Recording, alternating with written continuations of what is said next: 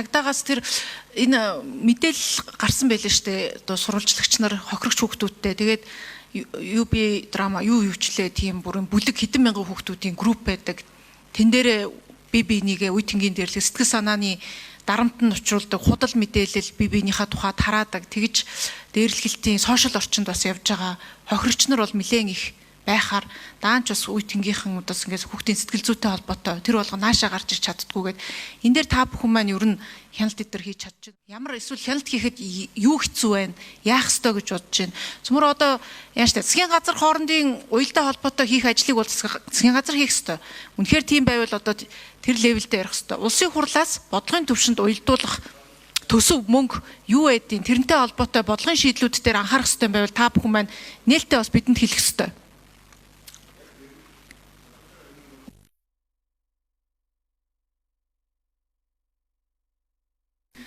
За 9 номер хяналт хийхэд бас бэрхшээлээ ярьж болно шүү дээ. Нэг ийм байх хуулийн гарц гаргалгаач байж болно. Одоо ийм орчин хэрэгтэй байна гэдэг. 9 номер. За гишүүний асуултанд нэмэлтээр хариулъя. Цагдаагийн байгууллагаас хүүхэд гэр бүлийн одоо хөгжил хамгааллын газар болон бусад байгууллагуудаа хамтран яг энэ хүүхэд хамгааллын тухай хууль, хүүхдийн эрхийн тухай хамгаалах хуулийн хүрээнд бол хамтран ажиллаж байгаа. Мөн мэдээллийг бол байнгын солиулждаг. Түрүү мэдээлэл дурддагдсан 108 дээр ирдэг дуудлага мэдээллийг байнгын манай цагдаагийн байгууллагын 102, 107 тусгай дугаарийн утаснууд бол мэдээлэл солилцоожуулаад ажилладаг юм аа.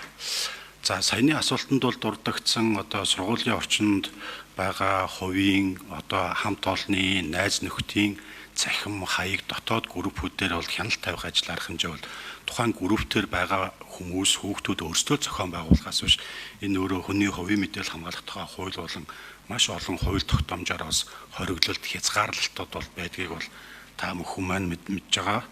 Тэгэхээр цагдаагийн байгууллагаас мэдээллийг 100 энэ яг биднэрт дээрлэхэлт гэж юу юм дарамтнд юу юм яахаараа гэмт хэрэг рүү орших юм гэдгээ маш сайн тодорхой болгож өгөхгүй бол одоо бидэн дээр ирж байгаа бид нар чи энэ өргөлийн байнгын орон дээр өргөлүүд гомдлууд ирж байгаа шүү дээ. Deep petition дээр ч гэсэн бас энэтэй холбоотой асуудал нийтийн өргөдөл үүссэн байгаа. Тэгээ ингээ явахаар хүүхдүүд маш тийм далд одоо хохирогч нар ихтэй. Тэгээ хиллээгээд яхаа улам л би бүүлийдүүлнэ. Хариуц тооцдгүй шүү дээ. Заавал одоо юу гэдэг бие махбодын хохирол байж л эн чинь цаашаа яваад байна. Сэтгэл зүйн хувьд би дарамтанд ороод сэтгэлээр депресд ороод те ингээ байж хахад хариуцлага тооцож чадахгүй бол би хилээд дахиад илүү л депресд орж хохирохын одоо нэмрээ яшиг гэд гарч ирж энийгээ хохирогч болсноо хэлж чадахгүй байгаа олон 10 хүүхэд байгаа тухай энэ асуудлууд бас яваад байгаа үргэлжлэн. Тэгэхээр хууль зүйн сайд энэ дээр байгаа дээр та энэ дээрлэгэлттэй холбоотой хууль эрх зүйн орчныг нэг дахиж хараач. Энэ асуудлуугаа бид нар ингээ харсаар мэдээж урьдчилан сэргийлэх ажил хийн. Энэ бол хамгийн чухал асуудал. Нийгэм рүүгээ чиглэсэн энэ бол ийм цогц арга хэмжээ гэдэгтээ бид нар санал нэг байгаа.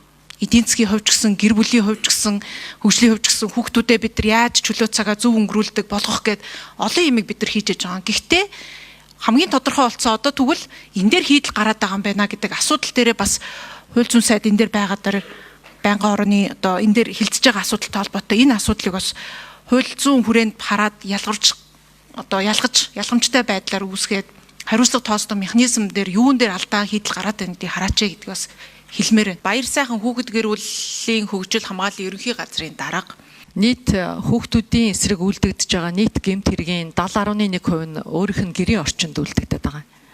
70.1%.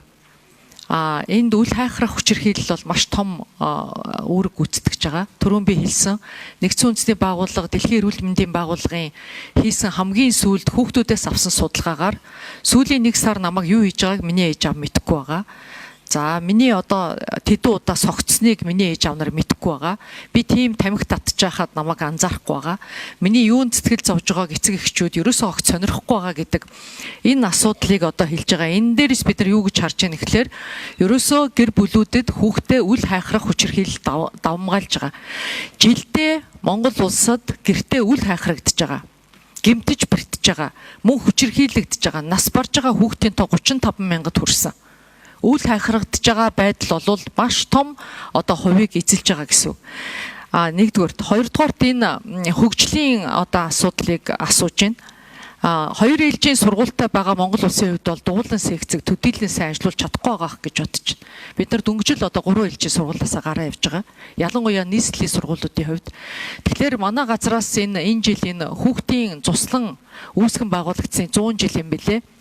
1980-ад онд байгууллага болгон дэргэдээ цуслантай байсан 215 цусланг янз бүрийн аргаар хувьчилж аваад одоо нэг 30 гаруй цуслан улсын хэмжээнд ажиллаж байна.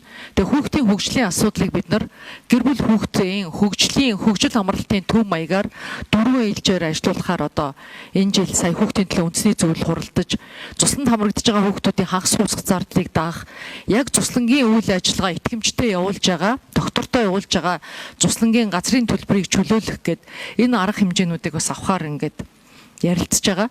За түрүүн Батэрдэн гишүүний хэлээд байгаа Бонслма гишүүнтэй одоо хамтруулаад хэлэхэд хүүхд хамгааллын тухай хуулинд хүүхдэд хайхрахгүй байгаа эцэг эхчүүдэд хүлээлгэх хариуцлага байгаа юм.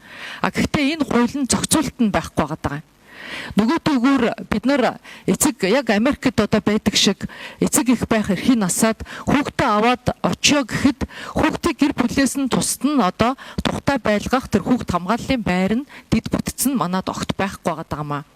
Тэгээ энэ хүүхдээ үл хайхраад байгаа гэр бүлийн асуудлыг боловсролынхаа яамтай хамтраад боловсролын салбарт байгаа хүүхдүүдийн аав ээж нарыг хүүхэд гэр бүл хөгжил хамгааллын ерөнхий газар нь хамтдаа энэ гэр бүл эцэг эхийг соён гэгэрүүлэх хүүхдэд хайхрах энэ ажил руу бол одоо хамтдаа хиймээр байгаад байгаа. Энийг хийж чадахгүй байгаадаа бол үнэхээр одоо бухимдаад энэ салбар хоорондын уялдаа холбоо байхгүй байна гэж үзээд байна.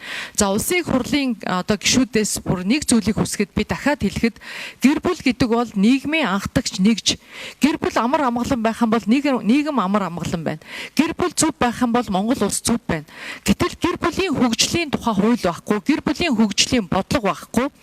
Яг гэр бүлийн асуудлыг хариуцсан яамн дээр нь би түрүү хэллээ. Хөдөлмөр нийгмийн хамгааллын яамыг зүгээр гэр бүл гэдэг хоёр үг нэмсэн бүтэц бүрэлдэхүүнд нь огт өөрчлөлт оруулаагүй ингээд одоо байж байгаа энэ асуудлыг та нар маань хараад өгөөч ээ. Яг одоо гэр бүлийн асуудлыг тэтгэр тэтгэмж ажилгүйдэл, нийгмийн даатгал, хөгжлийн бэрхшээл, ахмад насны асуудал хариуцсан ийм том яамн дээр гэр бүл гэдэг үг наачаад ингээд гэр бүлийн хөгжлийн бодлого ярих юм бол өнөөдөр ерөөсөө эн чинь бүтэхгүй байгаа маа гэдгийг л хэлээд байгаа юм л да. Уул нь шийдэл ингээд хамгийн гол суур шийдэл нь энд байна гэдгийг одоо хэлэх гэж би оролдоод байна. Ер нь хүүхдүүд маань бүр бага насаа 3-4 наснасаа дэлгэцийн донтолтонд ороод жоохон том болохоро янз бүрийн тамхи одоо юу гэдэг донтолтын хэлбэр рүү ороод за тэгээ бүр хэцүү одоо хамгийн сэтгэл хэмжүүлж байгаа хар тамхи гэдэг ингээд донтолтын бүр ингээ хэлбэр рүү ороод байгаа байхгүй юу. Тэгээ яг энэ дээр угаасаа л олон улсын хамгийн сайн туршлага бол хүүхдүүдэд чөлөөт цагаа зөв боловсон өнгөрүүл тэр орчныг л бүрдүүлэх. Тэгээ аргаа ядаад энэ тамхины хууль бид нар чинь энд сууж байгаа баг ихэнх гишүүд нэгдэж өргөн барьсан. Тэгээ энэ тамхины энэ татварыг чинь их орж байгаа манай Монгол улс те. Татврынхын 50%-ийг нь ерөөсөө энэ спортын дугуулan байгууламжид эсвэл хүүхдийн тэр шимт хичээлтэй хоолнд нь зарцуулчаач гэдэг ингээд хууль оруулаад ирэхээр сангийн яам нь өнөөдөр бас ажлын дэд хэсгээр эсэргүүцээ сууж байгаагүй гэдэг. Тэг яах ч сангийн яам энэ онцгой албан татврын тамхиг хэрэглээг нь бууруулах хүүхдүүдтэй зориулах юмнаас аваад татврынхын мөнгийг өөр юунд тавих гэдэг юм. Нэг яам тамгын газрын дотоод зохион байгуулалт одоо юу гэдгийг засвар тоног төхөөрөмж тавих гэдэг юм уу.